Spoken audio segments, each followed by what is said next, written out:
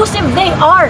Every single Filipino should know na binabalasubas tayong lahat, araw-araw tayong nire-rape. Hindi sila nagpapaliwanag kung paano nila ginagastos ang pera ng bayan. Mga Pinaglalaban din natin most of all ang ating bansa, ang bansa na ibibigay natin sa ating mga anak. So hindi kami humarap.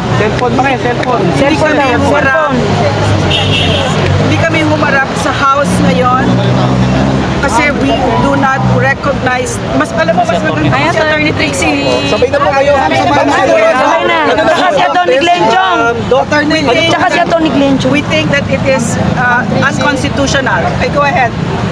Sila kayo, ma'am. Gitna. Bakit po tayo Atty. Trixie, good afternoon. Court? At ano po ma'am yung balak po nating i-file?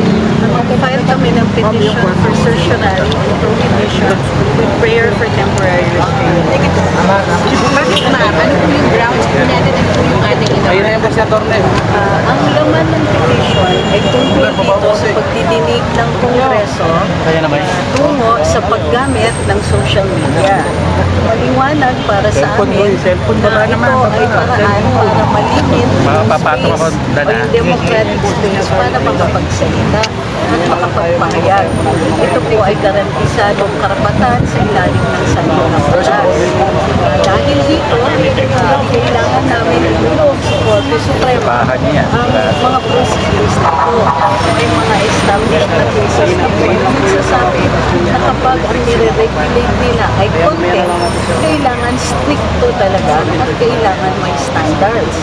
Ngunit bago pa man po nagpatawag ang pagtitinig na ito, natawag na nila ang ilang mga influencers or vloggers na pseudo-political analysts, pseudo-journalists, narco-vloggers, cover-vloggers. So we feel that there is something wrong. So mahalaga na dalhin namin sa tamang dito, hindi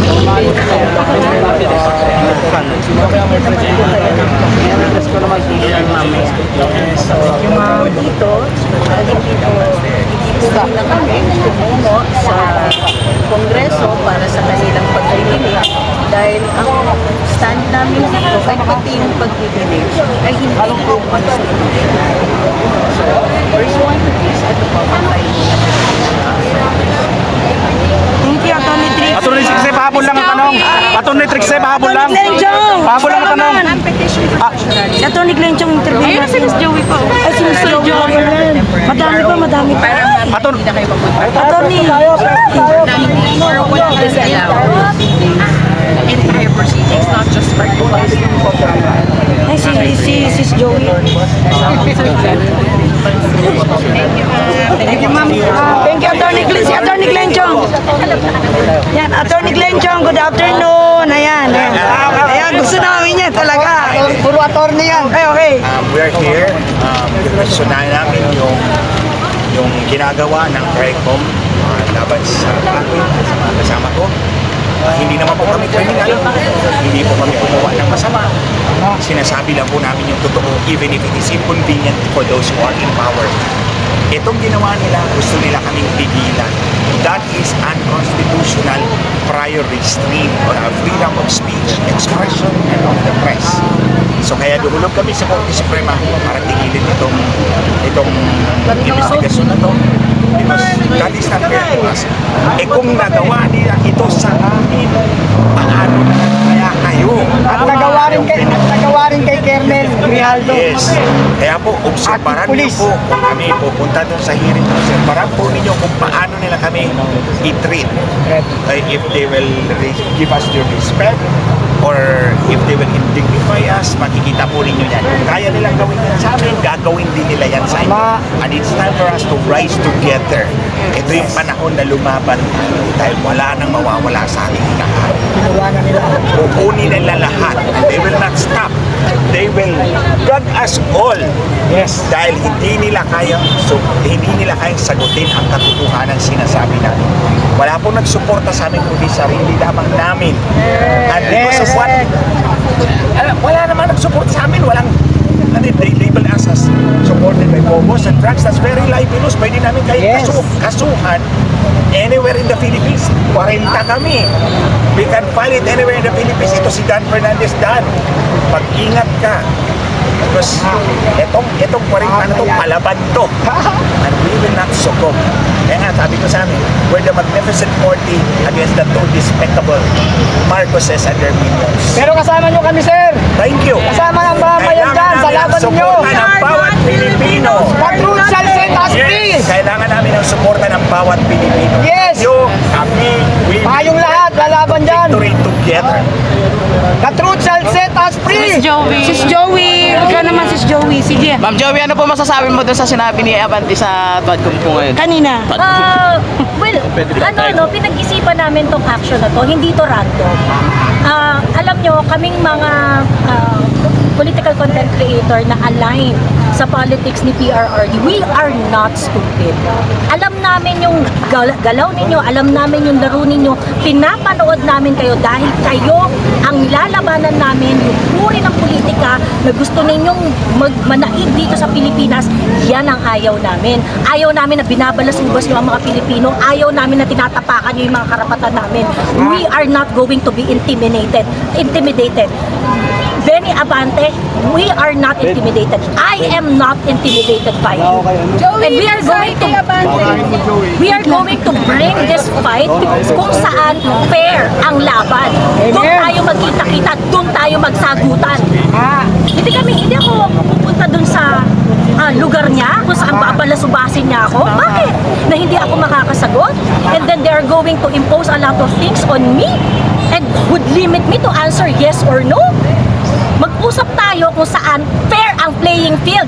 We are not going to be intimidated sa mga kabulukan nyo dyan. Mga abuser kayo ng kapangyarihan dyan sa House of Representatives. Ang dami nyong utang sa mga Pilipino. At control na hindi nyo ma-account ng maayos. Perang binigay ninyo sa sarili ninyo, 12 billion 2023, 12 billion 2024, and 17 billion ng 2025. You cannot explain kung saan nyo gagamitin yan. And so, you know, I implore lahat ng mga Pilipino, let us rage a social media war so that everyone will know how abusive this House of this 19th Congress, how abusive they are. Every single Filipino should know na binabalasubas tayong lahat, araw-araw tayong nire-rape. Hindi sila nagpapaliwanag kung paano nila ginagastos ang pera ng bayan. Mga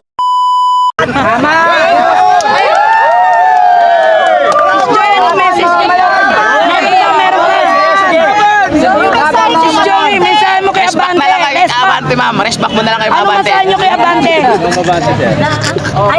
Ano po ang mensahe nyo po kay Abante? Abante, ma'am. Umatras na lang. Hindi ako, sabi niya sa akin, Oo. Oo. ano naman yung sa nanay ko? Oo, tama. Ano problema yung sa nanay ko? Ang problema ko kay Abante is his performance. His performance as a congressman. Is he representing the voice of his constituent? Yun ba yung pinaglalaban? We are watching Benny Abante. We've seen you perform sa Quadro, sa Committee on Good Governance and Public Accountability. We know that you are doing this for certain purpose na definitely hindi kasama ang welfare ng mga constituents mo at ng mga Pilipino. So, that's, di ba? Anong sabihin ko sa'yo? And, you know, I am just a private citizen expressing my grievance. Yung frustration ko sa trabaho niyo dyan sa House of Representatives. What do you want us to say? Bravo? I mean, that's ridiculous. I mean, you cannot take my rights. Yun lang yung meron tayo eh. Tayo mga content creator, tayo mga vloggers, yun lang yung meron tayo eh. Boses. And you want to intimidate us, you want to silence us. Why? Gawain ng abusadong tao yan. Gawain ng abusadong taong nasa kapangyarihan. You're not gonna be there forever, Benny Abante. And that is a one way of dictatorship. Si Sir Attorney man. Ayan. Sir John. Sige. Sir John. Okay. To be very honest with you all, I have not received any invitation from the House of Representatives. So there is no due process. And I would say that this is really a targeted harassment because if you look at the number and the types of people or bloggers, social media influencers that they have invited, most of them are, pro-Duterte voices. I think there is no resource person they invited coming from the different sides of the political spectrums. Walang tinatawag sa kakamping side or sa loyalist side or sa Marcos apologist side. You know what I mean? So it's really a targeted harassment.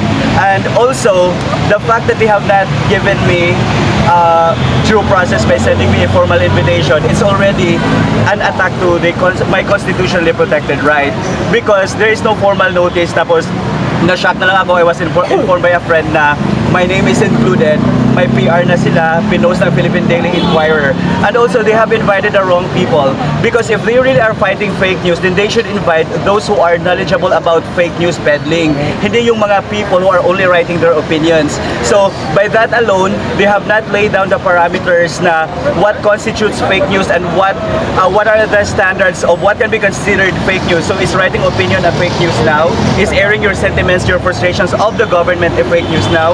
So, it's again an attack to our constitutionally protected rights to free speech. So our Congress, especially the ones being headed by Dan Fernandez now, is not doing their job. They are doing this for their personal gains. And to Dan Fernandez, I think he should go back and study constitutional law because I think he is uninformed, misinformed, and disinformed about everything. So dapat siya ang pinaiimbestigahan about fake news kasi wala siyang alam. Yan lang. Oh, tama. Sino pa po? Next. Dr. Mata po. Ayan. Dr. Mata po. Kasi eleksyon na. Yes. Tanong, anong nangyayari? Eleksyon na kasi. Nararamdaman nila yung power ng social media na against sa kanila. Pero hindi namin ginawa yun. Sila ang gumawa nun. Nag-react lang yung masa, yung mga tao. Ayaw ng tao yung ginagawa nila. So hindi kami nag-uusap-usap, siraan natin. Hindi nag-react lang ang tao na hindi sila satisfied. Ayun, ito ang plot twist. Parang galing dito tsaka dito pinagdugtong. Kami vloggers, ito topic ng Pugod sa West Philippine Sea. Ang layo! Ngayon kinumbine. Ang Pugod daw ang nag-funding sa amin para daw si Raj.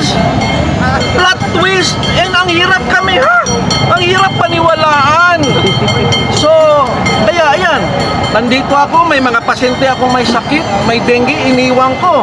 Kasi gusto ko ipaglaban yung karapatan ko na hindi pwedeng ganunin dahil wala pong masilip sa akin na fake news po. So, pinoproteksyonan natin dito ngayon ang freedom of speech. Dahil ang freedom of speech po, yan po ang thermometer ng demokrasya. Kung walang freedom of speech, pangit na ang demokrasya ng Pilipinas. So, wag po itong i-allow, wag po dapat itong ituloy para hindi matakot ang mga tao na magsalita. Yes. Thank you. Si Atty. Si ano? Hindi dapat matakot katotohanan. Because the truth shall set us free.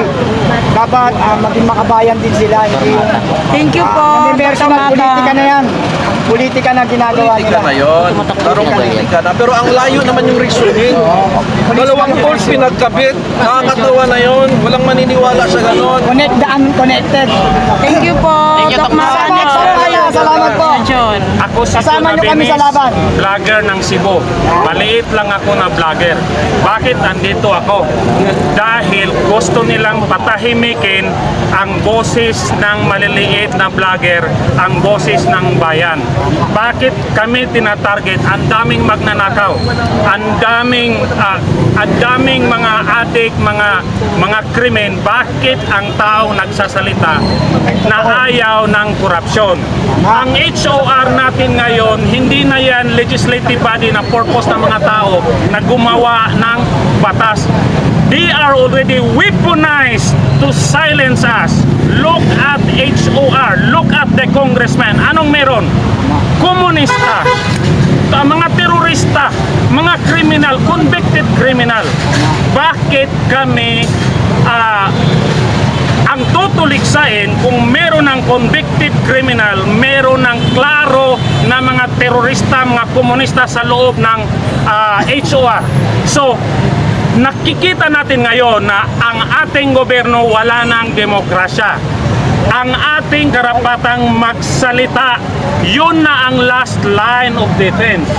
Ang 40 na target nila is not the 40. That is to intimidate every Filipino na nagagalit. I am not voicing my opinion. I am representing the voice of the Filipino. Mga pising yawa mo! Mga pagkamog naong! Abot